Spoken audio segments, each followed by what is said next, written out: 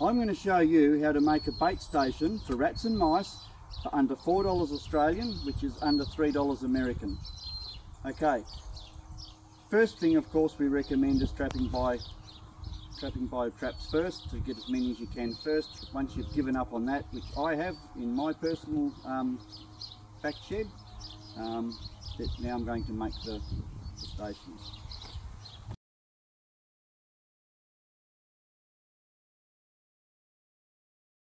So what we're going to do, I've got a container. The container is 285 long by 195 wide, 144 high, that's millimetres of course. What we're going to do first is I'm going to put a hole in the front for the rats and mice to enter. Now I'm dealing with rats, so I'm using an 18 millimetre drill piece. Just remember when you're doing this, we're cutting through this very fine container, so we're going to push very lightly.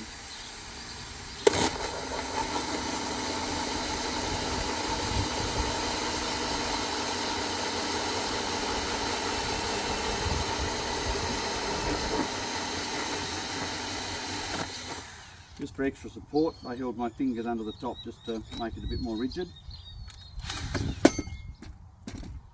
Okay, so this is the hole where the rats or mice are going to enter through. And what I'm going to do is I'm going to attach a piece of wood here, about halfway, to hold the bait at the back of the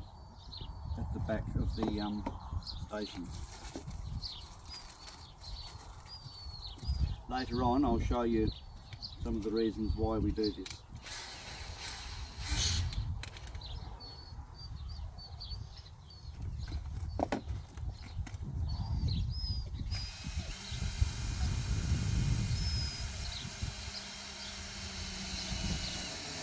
Very, very gentle when you put the screw through, because you don't want to split your tub.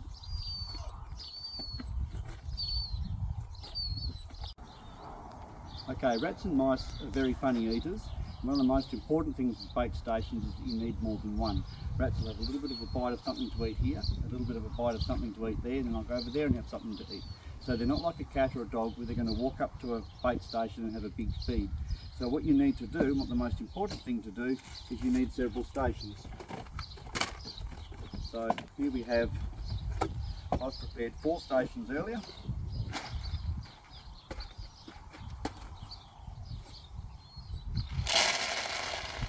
Particularly if you're not a professional and have access to the really strong stuff, go to hardware stores, they only provide us certain strengths. They tell us that this one here is double strength, but really it's not the same as what the professionals have. So we rely on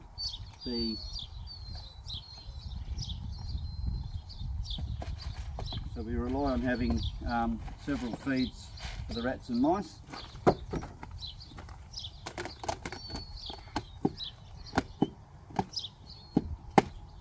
And of course, what I do when I put the stations in, you obviously face the hole away from where any animal may go, and obviously you would only put them in an area where animals were less likely to go anyway. And there we have our bait stations ready to go. Okay, so this is where my chickens go to roost, and this is an old rabbit breeding shed. As you can see, I've got 1, 2, 3 there.